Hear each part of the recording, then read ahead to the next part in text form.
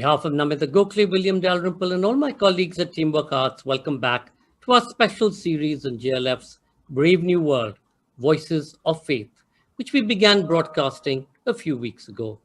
This is a series where different faiths, philosophies, and beliefs are discussed and shared. Our magazine partner for this series is The Week, Journalism with a Human Touch. Our session today is Peaceful Heart, the Buddhist Practice of Patience. His Eminence Dzigar Kongtrul Rinpoche in conversation with Puneeta Roy, presented by the Kamini and Vindi Banga Family Trust. His Eminence Dzigar Kongtrul Rinpoche's recent book, Peaceful Heart, the Buddhist Practice of Patience, brings to the forefront the essential practice of patience in everyday life. Exploring the teachings of the ancient sage Shantideva and his emphasis on patience, His Eminence discusses the classical texts of Buddhism and the impact of its timeless wisdom in contemporary society. In a conversation with Puneeta Roy, he stresses the importance of the practice to develop empathy and insight and to maintain a peaceful state of mind. Dzigar Kongtrul Rinpoche was born in Himachal Pradesh, northern India, to Tibetan refugee parents. His father, the third Niten Chongkling Rinpoche, a renowned reincarnated Lama, and his mother, Mayum Tawang Palden, a lifelong meditation practitioner. In addition to guidance from his parents, from a young age, Rinpoche received direct instructions from his teacher, Kabji Dilgo Khinse Rinpoche. In 1993, Rinpoche founded Mangala Shri Bhuti, a Tibetan Buddhist non-profit organization whose vision is to further the genuine study and practice of the Dzogchen Longchen Ningtik lineage of the Nyingma tradition. Puneeta Roy is a media professional with over 30 years of experience. Her interest in expressive arts has led her to conduct workshops with young people using theater and the arts as a tool for self-exploration and transformation. As the founder trustee of the Yuva Ekta Foundation, her vision of equality and equity and social justice has translated into the creation of several such platforms. To remember all our sessions that have been broadcast till now, including the series on the Voices of Faith, are available on our Facebook page, JLF Litfest, and on our YouTube channel, Jaipur Litfest JLF. Ladies and gentlemen, Peaceful Heart, the Buddhist Practice of Patience. His Eminence Dzigar Kongtrul Rinpoche in conversation with Puneeta Roy, presented by the Kamini and Vindi Banga Family Trust. Over to you, Puneeta. Thank you so much, Sanjoy. Thank you for the introduction, and thank you, Your Eminence Rinpoche, for being with us on this session. And I'm going to go straight away into it. It's been really interesting. I managed to read a few chapters of Peaceful Heart, and there's a lot more that I'm going to go into deeper. But I want to just start by saying that, Rinpoche, this has been such a difficult year for most of us. The pandemic has brought with it a lot of unexpected twists, a lot of pain. It's triggered some of our deepest fears, our sense of loneliness, isolation, as we all long for some real and not virtual human contact. And I found that your book is a wonderful way of envisioning how to work with challenging situations, turning inward and using creative thinking to transform our mental states. And I have to say that the practice of patience is not easy, but as you have shown us, it's proved to be transformative. So I wanted to just start by saying that I found this a very interesting juxtaposition, where you've said peaceful heart and you linked it to the Buddhist practice of patience. I mean, we hear of the loving heart, the expansive heart.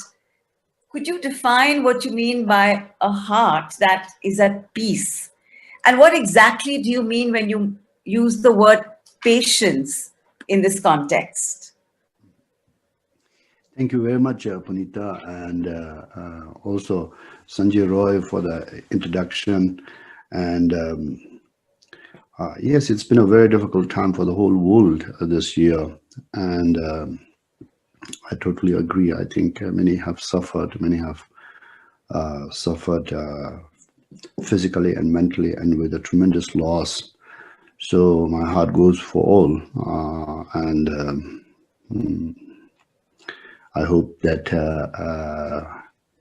the situation to be changed for the better is in rise. And to answer your question, I think, as a Buddhist practitioner, especially in the case of the Mahayana teachings, the most essential, so to speak, of the practice is bodhicitta. And we have a word in Tibetan that I often sort of like to use. It's called tsewa, and that is a tender heart that we all have innate ability to feel, and of course it requires sometimes certain sort of conditions to bring that out, like in the book I described when I saw that little baby on the street of Varanasi. Yes. How everybody was responding with a tremendous sense of a tender heart and so much of love pouring out with an immense amount of care and concern. And then also, when we go to see a sort of a very moving movie, we all feel that tender heart. And that's why we go to see a movie as well. So the ability is there. And so being in touch with that, right. And then trying to sort of like make that into a sense of really a universal love, universal care, and universal love and care to kind of emit a sense of loving kindness towards all humanity or towards all living beings across the universe, and a compassion towards all living beings across the universe.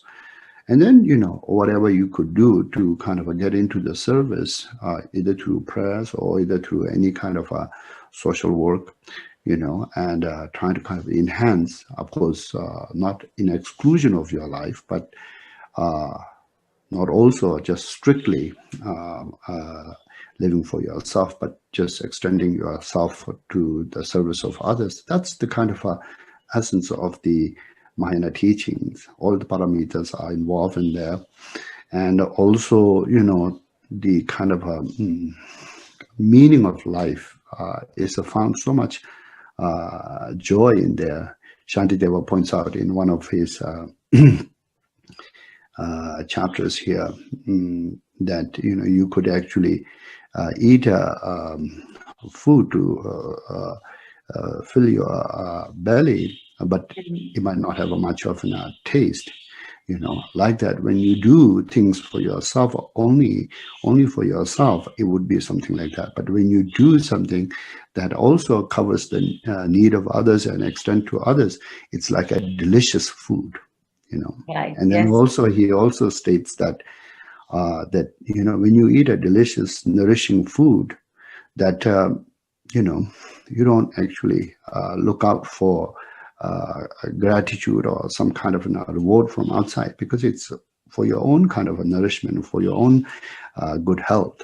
So altruism in that way can be a great sort of a sense of a meaning of life, Right. But that also is often challenged. I mean, we all want to have a good heart, and we do most of the time have a very sort of a good heart, and we feel a lot, and sometimes maybe we feel even too much. And then there's a certain kind of also impediments that comes in, fear, and a certain kind of if especially somebody has anger, been what you mentioned, yes, it has been in the kind of like abusive relation, or any kind of in a relation where there's been a lot of hurt, some kind of trauma that has sort of made them block that kind of a sense of tenderness or feel the tenderness freely. So, you know, we need to be able to move forward. The way to only move forward is to acknowledge and then also to forgive and then to sort of like be free. And so as also in other times, you know, we need to kind of like, you know, because so many things happens in our life, you know, we have so many relations. So not everything is always going to be smooth as just how we wish or how we expect. So we need to have the patience as an armor to protect that tender heart, because Right.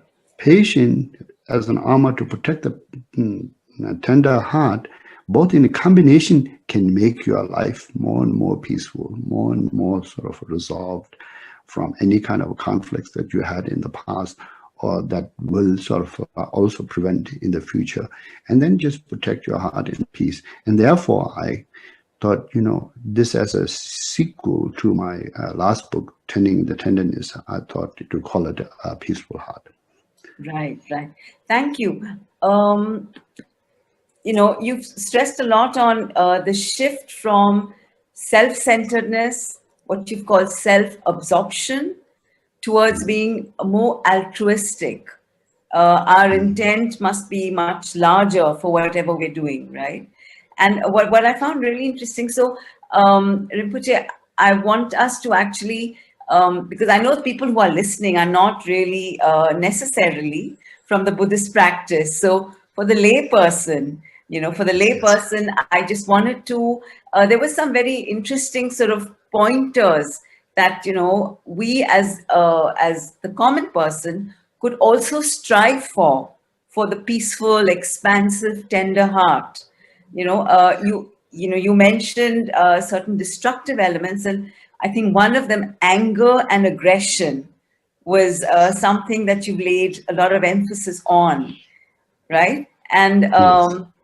anger, well, you know, initially I used to feel anger was a kind of a negative emotion. Then in my mind, there was a question, because I work a lot on social justice, and I feel that anger could be a powerful tool to bring about positive change. So I read your writing on anger with a great deal of interest, you know, and then you mentioned that work, but I loved what you said. You said work with anger. You know, don't use that as the tool, but rather get into non-violence and compassion. But you're working along. So could you tell us a little more about anger and how, as a layperson, how I could use it effectively as a tool? Yes. Thank you, Puneeta. That's a really lovely question. First of all, I think, you know, we do get, you know, quite all caught up in ourselves, and we get, you know, in our own bubble, and but we don't do it consciously. It happens habitually, you know. And when we are in there, then certain kind of negative traits of our mind becomes heightened, like a fear becomes heightened, so as paranoia becomes heightened, so as a, you know, a lot of kind of anxiety is heightened, you know. So if one can sort of like in those times realizes that, and then be able to sort of come out of that, we need to have a way to come out of it. The way to come out of it is, you know, consciously. What happens previously is unconscious. Now consciously trying to sort of like put another cause or another person. It could be your parents, it could be your, you know, friends, it could be your, you know, a passionate cause in the center of your life. And then if you pour the same kind of care and the same kind of attention to what you need to do to kind of enhance that, it sort of changes the the whole negative traits to subside and the positive trait, like upliftedness and joy, as well as also some sense of, a kind of fearlessness and calm. All of those comes, So therefore, practice is a negative state is unconscious. Practice is a conscious state, So having that as a somewhat of an ongoing kind of recognition in one's life, then with the patience, to answer your second question, it's often, understood as in a sort of grin and bear in the situation. But that's not really the case, Maybe initially, maybe in some situations, you might have to sort of just to start the patience process, you have to sort of not respond and have a sort of outlook of a green and bear. But in reality, a lot of things has to work out inside of one's mind and inside of one's heart with the kind of the wisdom and the skillful means to transform one's own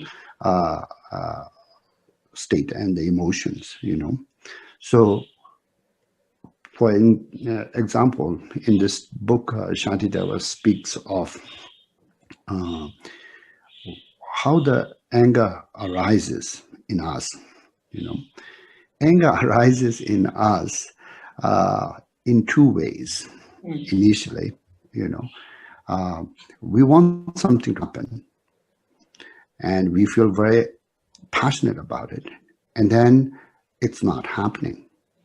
And then we see there's an obstacle and there's an obstacle maker. And then that's how we actually get quite annoyed or upset. And then slowly, then we get more worked up and then the anger comes out. So one way is that way. And another way is, you want something to not happen. And it happens, yeah. And then it happens, And then you see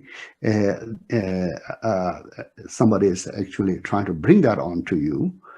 And then you get very upset. And then you get worked up. And then you get angry, So in this way, first you get upset. And then you get worked up. And then you get angry, And so in the kind of context of answering your question, I would say that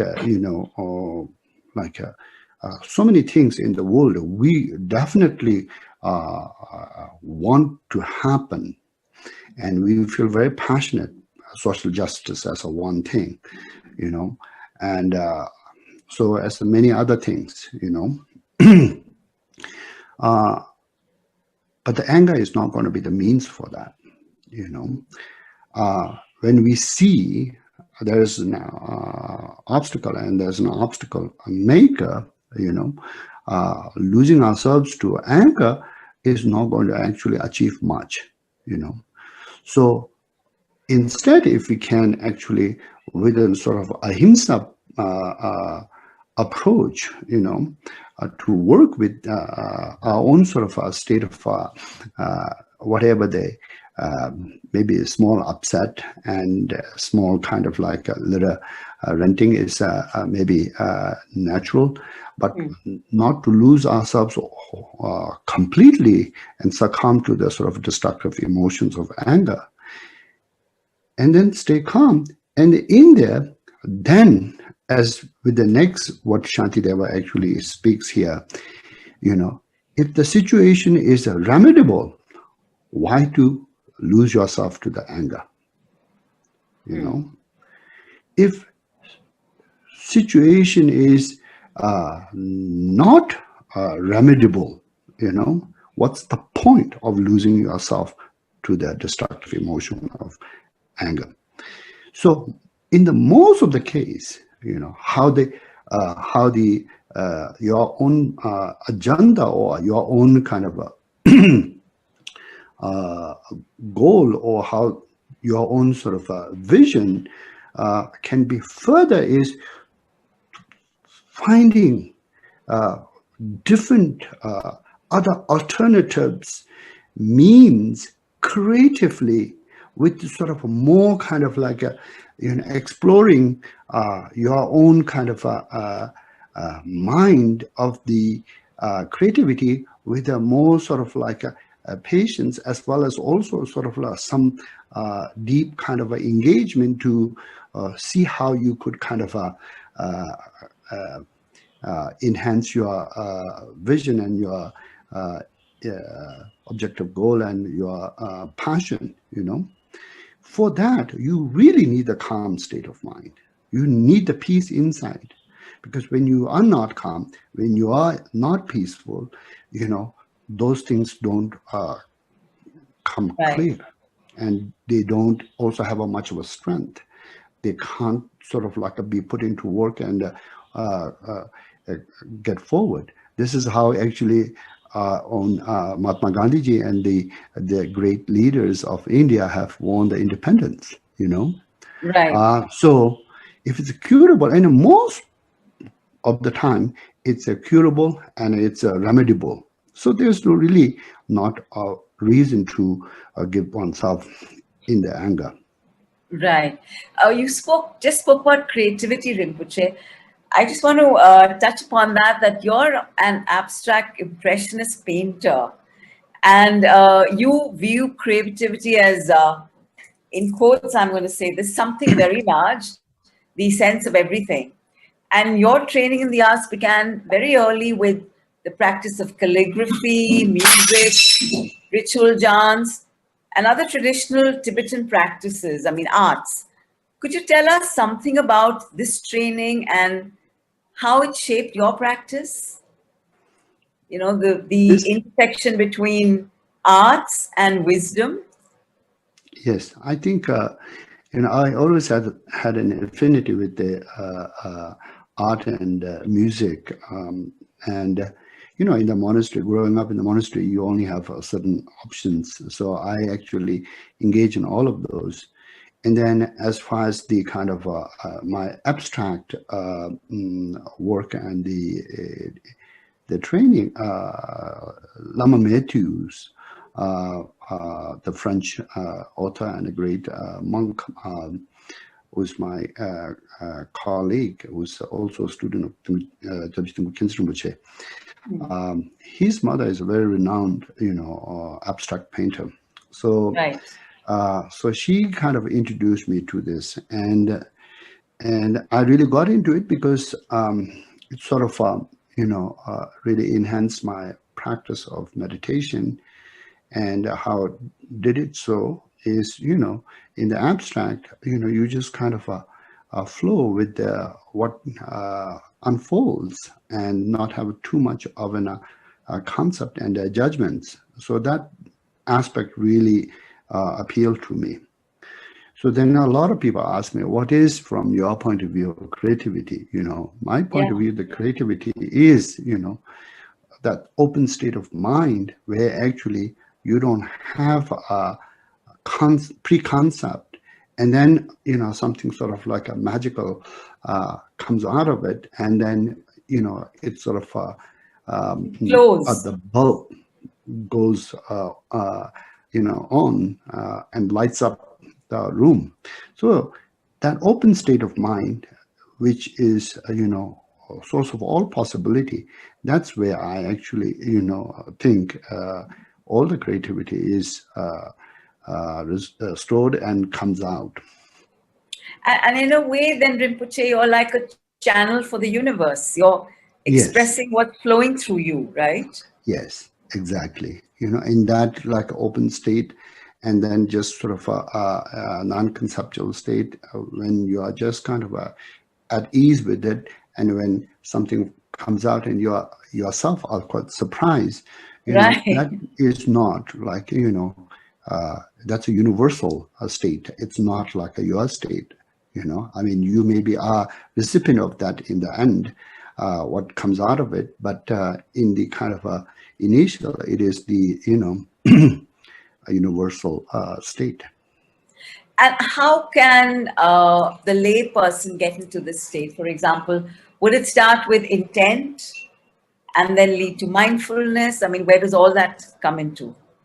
I think for a layperson or anyone, I think, when we are, for example, up against a wall where we don't have a sort of a easy answer and a clear pathway forward, you are always sort of searching and looking for an sort of answer and looking for a solution to go forward, and if you stay somewhat confident in yourself and calm, it often sort of presents itself. One thing leads to another, and then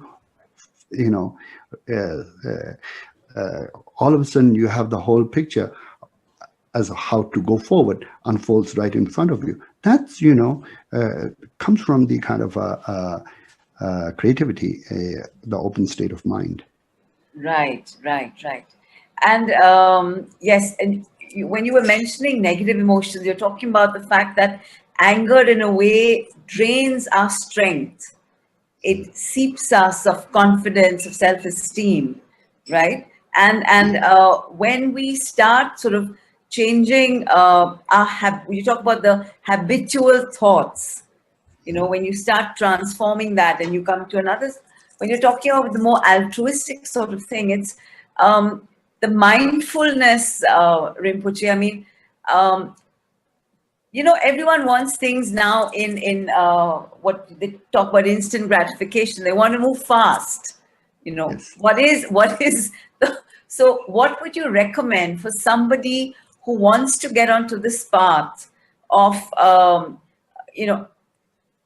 there is this confusion today about when we bring in cause and effect, when we bring in the word karma, about karma and destiny. Oh, if it's meant to happen, if I'm meant to evolve, as a sentient being into an enlightened being, it'll happen. But I don't need to do anything about it. But it requires work. It requires practice, doesn't it? It does. It really does. Right? So I want you to just guide us through this. I think, mindfulness is a very, very helpful thing to have in one's life. And the traditional way of cultivating our mindfulness, focusing on one's breath and then with the posture and all of that, for some people that might be a little bit too sort of, how do you say, not cool for especially young people, and it's kind of a too religious outlook that they don't want to kind of associate, or maybe perhaps, they don't think their own circle of friends might actually sort of take it well. So mindfulness nonetheless is very important. So how could you actually have a mindfulness practice with other medium is the question here.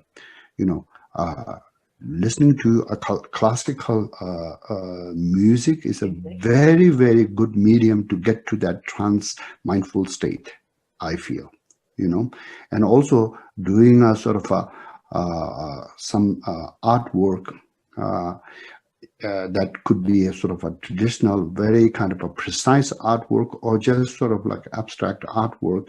So you just spend some time till you get to that place of in a kind of a calm, abiding state is also very helpful, in all cases, what happens, when you are actually concentrating on the breath or concentrating on the,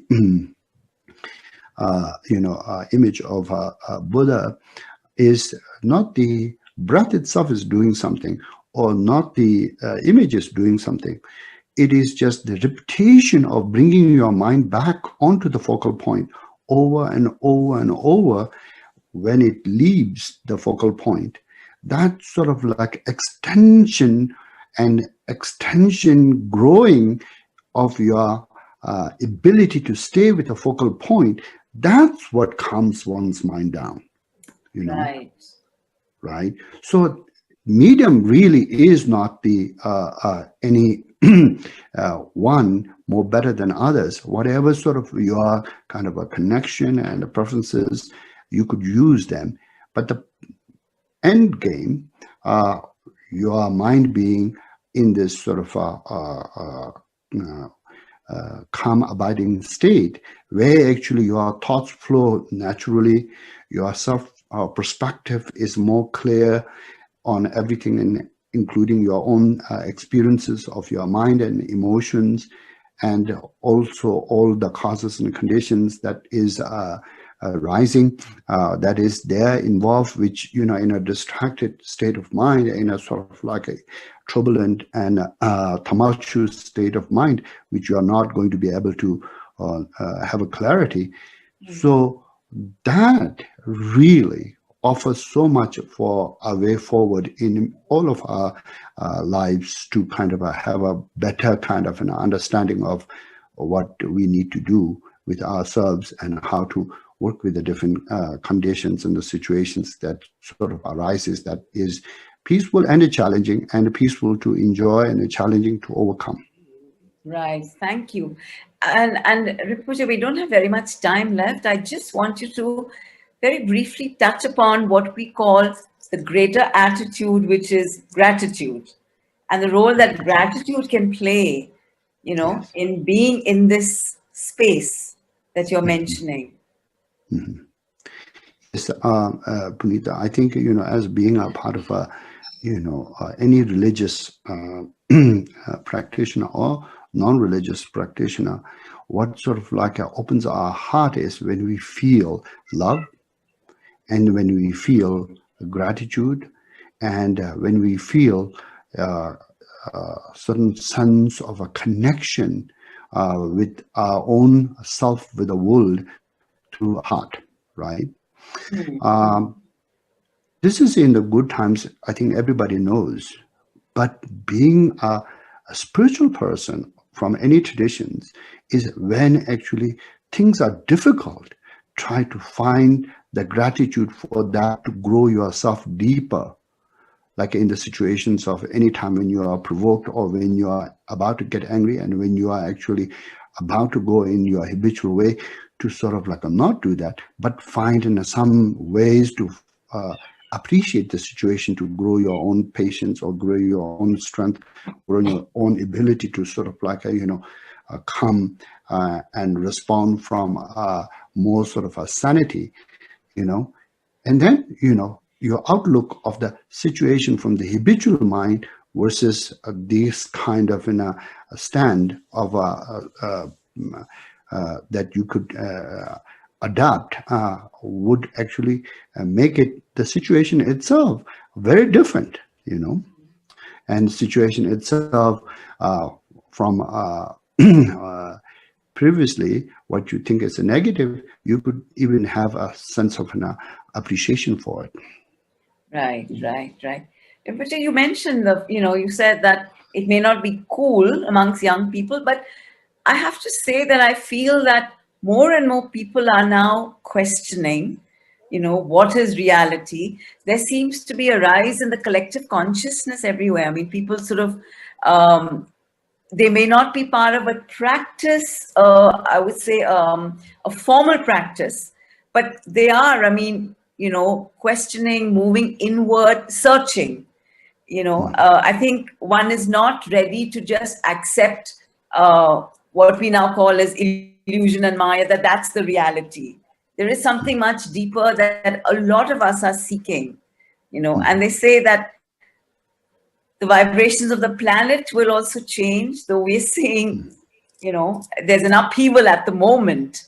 Yes, absolutely. Hopefully it could be a transition. Yes, I have so much of hope for young Indians. Of course, young people globally, but young Indians, to really have a connection to a spiritual path from their own kind of background, or collectively from any traditions where they can find some wisdom, and as well as also a means to sort of further their kind of an passion in the spiritual path. Though we live in the a global market and economy and capitalist regime that is also, unavoidable, but to also have that sense of a greater kind of connection to one's own spiritual life and journey, as the Indians, from Buddha, from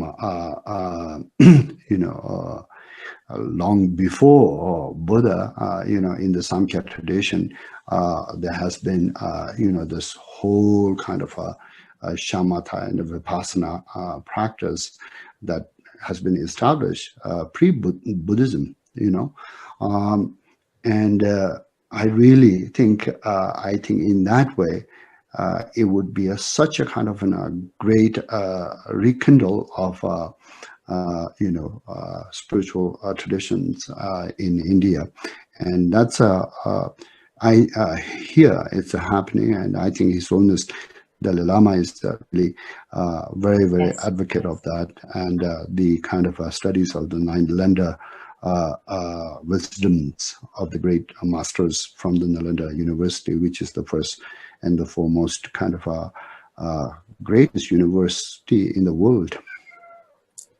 Thank you. And just as a quick wrap up, Rinpoche, what would you tell people as to how do they get through this pandemic? What would you say that would be the easiest way or the most tranquil way to remain peaceful and patient? Well, how did we get here? And trying to sort of find someone to blame, I think would not be the kind of practice of patience. How to sort of like overcome this within so much of a greater resilience and unity, and a sense of a real deep confidence that we can all work together globally, and as well as sort of in a sort of one's own domain, with so much kind of care for the humanity. That really inspires me, and I really feel that we are coming closer and closer to that. And a long time ago, we have no choice but to succumb to something like this for a long time. But now we are coming to a situation where, with the science and technology and the sort of like all of the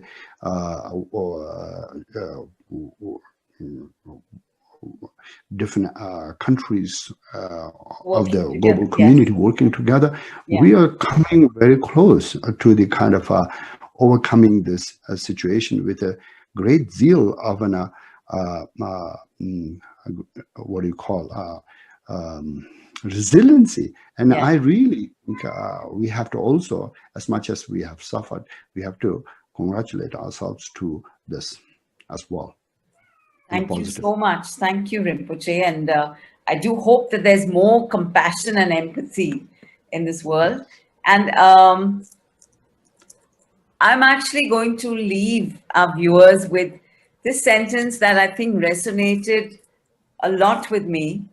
It also made me more interested in wanting to know more and more about, your writing, wanting to explore more of your books. So there is a line in Rinpoche's book, Peaceful Heart, where he says, if you have it, it's a great joy. And if you don't, it's a great blessing. And so that's that's a paradox, but I think that's at the heart of what he's saying, in terms of just maintaining your tranquility and your tenderness. And for all your love and joy, Rinpoche. Thank you very much, Puneeta. And thank you, everyone else who has joined here and who has had this sort of interest to engage with this conversations. And I'm truly very, very honored to be here, and thank you for the opportunity. Thank you. And may the Jaipur Literature Festival and the organization really sort of, as you are doing a great work, expands and really have so much benefits to the world. Thank you. Thank you. Thank you. Thank you so much, Rinpoche. Thank you for that blessing for the Jaipur Literature Festival. But more importantly, thank you for all the words of wisdom that you have shared with us today, working together to be able to overcome the many odds, opening our hearts with and filling it with love and gratitude. I know there's certainly one person on this talk who was touched by your talk was Puneeta's cat Prithvi, who kept meowing in the background. But thank you both for that very, very beautiful, beautiful session. Thank you all for watching. What a beautiful way to sort of end the year in so many ways. And thank you to the Kamini and Vindi Banga Family Trust. Ladies and gentlemen, that was His Eminence, Dzigar Kongtrul Rinpoche and Puneeta in conversation. Our next session in this series will be broadcast in the new year on the 4th of January at 7:30 p.m. and it will focus on Kabir and his wisdom. The Jaipur Literature Festival 2021 will embrace new digital paradigms with a specially curated festival experience. Please do mark your calendars to join us from the 19th to the 21st and the 26th to the 28th of February for a fabulous session with a brilliant lineup of speakers and great music.